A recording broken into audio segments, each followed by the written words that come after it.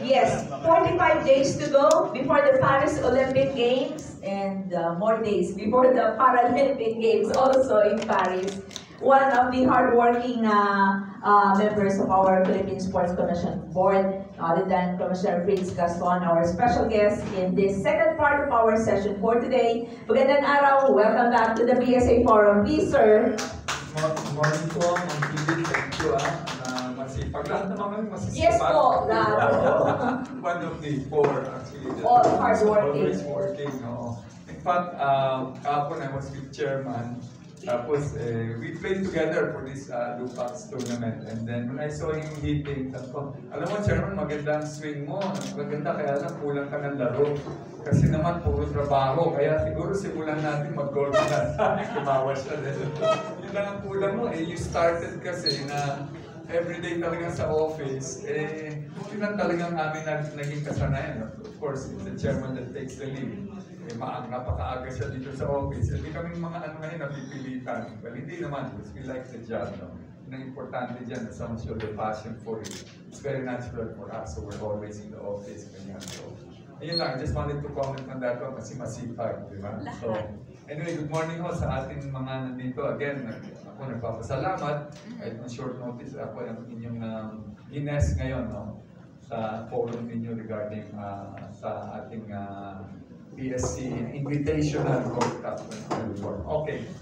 So, po bilang commissioner in charge po nitong proyekto ito, please share with us ano na po yung mga pinaka-latest. Dahil dati na pagkukwentuhan pa lang in passing, ngayon po ay kumpleto na yung mga detalye. Please share with us po. Yeah, let me backtrack before that yung latest. No? Pag-usapan natin yung napapagkwentuhan. Alam ko dito kasi kwentuhan lang nagsimula ito na I think magkasama doon si Randy, hindi ko alam sinong Randy yun at saka si Nelson na galing sila kay Chairman, sabi at tumuloy sa akin at sinabi doon, Kong, tuloy na yung golf natin. Diba? Na yearly ginagawa natin yung golf na yun with media and all this stuff. So this again, we started drawing up the format. No? Usually when I did that.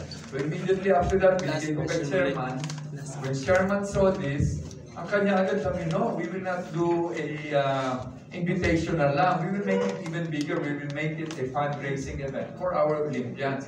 Kaya napakaganda ng idea at ni Chairman kasi minsan na atin lang PR with PSC, naging fundraising na nga siya for our Olympians, which is what it is now. No? So lumaki na lumaki, sabi we will get sponsors, we will get lahat. So the details of which, yun nga, it's going to be held in Canlubang, it's going to be on Friday, and it is not just going to be between PSC and media friends natin. Lahat, mga sponsors, majors, supporters, shareholders, celebrities, yan ho ang ating mga So we are not just confined to our relationship with you, media people, golfers, and all, pero talagang lahat that are involved in sports. Kaya napakaganda nitong event na to. Yun, Can we mention the sponsors, and do you expect more sponsors to be there come the day on June 14? In terms of major sponsors, kasi major, napakalaki yun. Hindi naman immediately on that day itself. So meron na tayong mga major sponsors, di ba? As usual, nandiyan yung ating mga major, mga Pagcor Smart, Philippine Airlines, Senator Bongo as major, at mga minor natin, at San Miguel, Corporation Choose to Go, San Angara, meron naman kayo yan sa ninyo, no? So I can go details on that, or kayo na lang ngayon na tumiging but these are our friends that are major sponsors that keep out in terms of funds and in terms of kinds also from giveaway for all. So, regarding sa game itself, ang mga sponsors are the ones that pay.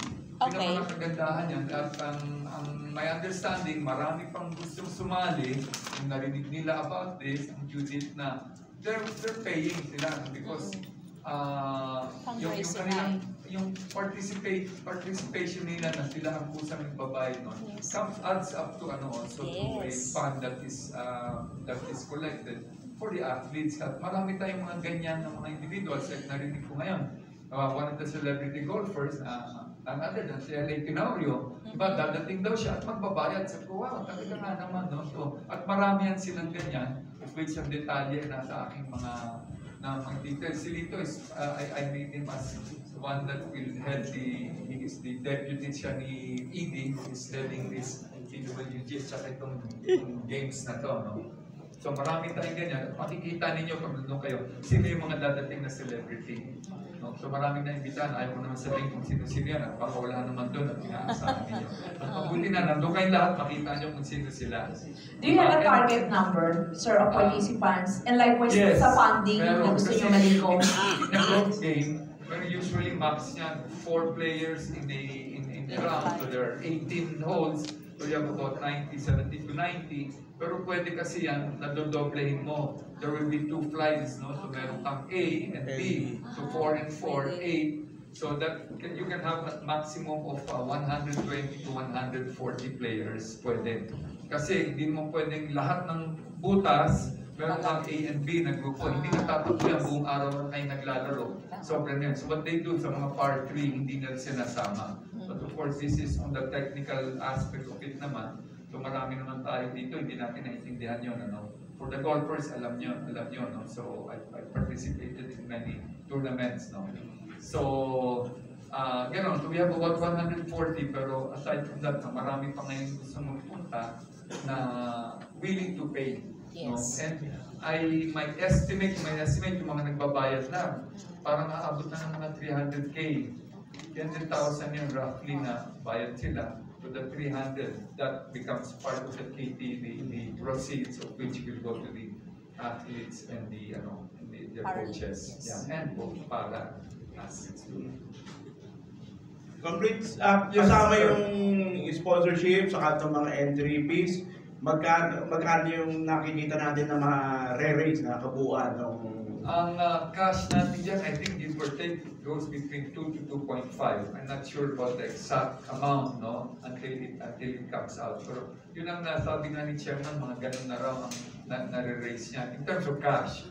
So siguro, hopefully, 2 to 2.5, ayan ang magiging pagkiti na paghahatian, no? Pero in terms of other kinds that will run the event, for those that will participate naman, siyempre what they put up, sponsors and all, maraming mga giveaways, maraming raffle prizes and all that. So part of their sponsorship comes in kind, no? Coverage, sana huwag mangyari, pero medyo nag-uulan na may kidlat. Wag sana. Pero kung dumating, ano yung contingency? Well, actually, the golf course that we chose is one of the best, no? Yung Anlubang, it's what you call all-weather. All-weather course, kahit bumuhos, grabe na yung buhos, you just wait for 30 minutes. Max 30 minutes, wala nang flood yan. Unlike other courses, pagka umulan, hindi na matutuloy yun, no? So, ito, mukhang, at saka, my saying naman always, pag golfer ka, rain or shine, naglalaro eh. I used to be like that, kahit bagyo naman, pero ngayon hindi na. Pag umulan, hinto na ako. Siyempre, may edad na tayo. Nakalagay Go ahead. Nakalagay sa list of participants, sponsors, sports media, national athletes, celebrities, personalities, POC, PSC, at ano pa. Pwede bang malaman sino yung binigay nyo ng honor to do the ceremonial? It's a no-brainer. Si chairman ang mag-aano niyan, di ba? Sa ceremonial. Pero hindi ko alam exactly kung sino ang pinpointed. Marika, do we have already? Wala. Pinpointed na sino sa ceremonial? Yes. Surprise. Yan. Sorry. Surprise yan, no? So it's better that way na it's a surprise, no? So